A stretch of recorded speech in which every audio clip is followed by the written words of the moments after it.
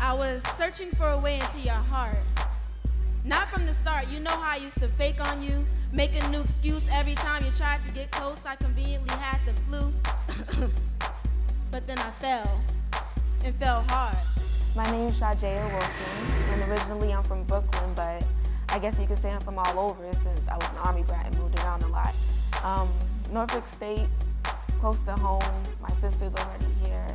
You know, I always wanted to go to an HBCU, so that was great, and they offered me a scholarship. I guess you held the right cards to royally flush my cheeks into a clink and make me think that I liked you.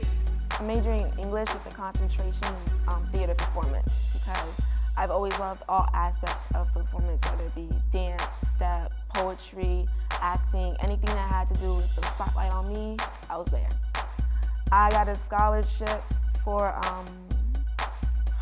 an essay I wrote, I forget the name of the essay, Battle Wounds, which basically talked about all the battles I had to go through growing up that made me the woman I was. And it spoke on my family life, on the struggle with my grades, and how I grew to be, I don't know how to explain it, like this woman that wasn't afraid anymore. Speaking lyrically as a poet, you know, I only started writing seriously in the last 4 years because someone told me after reading some of my poetry, yes, it's good, but you never write your first poem until you start telling the truth. And before I was just writing for entertainment, you know, what can make them laugh, what can make them cry, what can get that emotion out of them. But now it's a struggle because I have to dig deep inside of myself to find those moments in history that just get an emotion out of me and try to get my voice out there to see if anyone has that same relevance to me, if anyone can feel the same way that I feel, or if they have a new aspect to what I'm feeling. So that was a real struggle there. Now, they're reaching, seeking for penitence. I can see they want redemption. But the black hole took control and sucked all that too. Sucked it dry until I couldn't speak calm words to you. Most of the poems that I perform actually are from someone else's viewpoint because the poetry that I write for myself is so personal, you know. And as an up-and-coming artist, I'm not ready to share that much of myself with everyone else. So certain poems that I've already auditioned with, like The Night Walker and things of that sort, from the viewpoint of a young child that's grown into a prostitute. Apparently, I'm here at Norfolk State. That wasn't me. You know, I go through male viewpoints, trying to see things from different sides. Because of me being an author, I have to see from other people's point of view. So that's one of the things that I love to experiment with and love to see how other people feel about that when I do things of that nature. I was searching for a way into your heart. Not from the start, you know how I used to fake on you, make a new excuse when you tried to get close. I conveniently had the flu, but then I fell, and fell hard. I guess you held the right cards to royally make my cheeks blush into a royal pink and make me think that I liked you, even if it wasn't right to. And then through and through, I was searching for a way into the deepest core of you. I was searching for a way into your heart.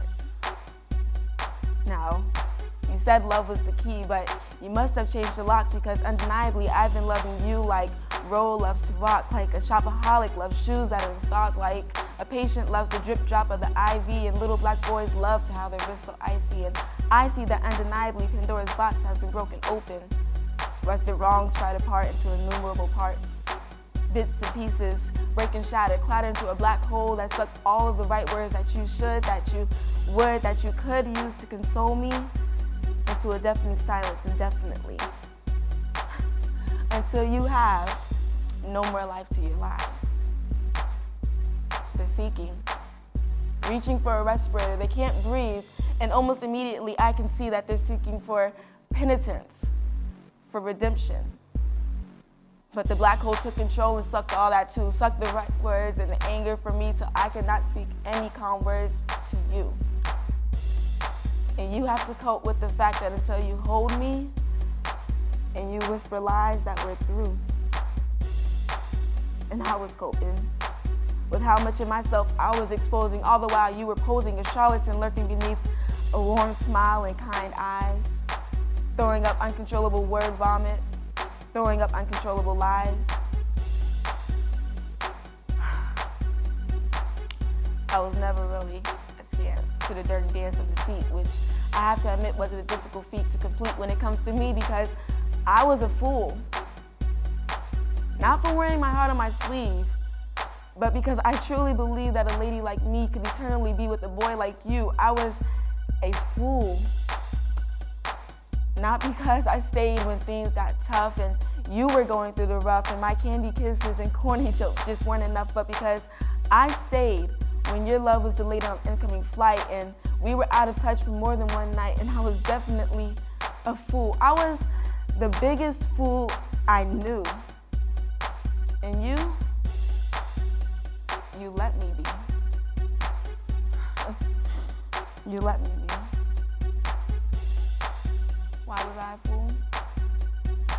Because even as you pulled me side to side and in and out and all about like thread on a spool, I was a tool and you were working me. I was the drum and you were playing me methodically, machine-like, gear shifting as you rode me a 10-speed bike. I was most definitely a fool for you. And you let me be. But I can't blame you for it, not really. You see, I fell right for the honey-tinged lies, double dipped in dark chocolate, sugar-coated on all sides, and I ate that shit up. And you fed it to me still, yup. I was full with a tummy ache from all false phases of love.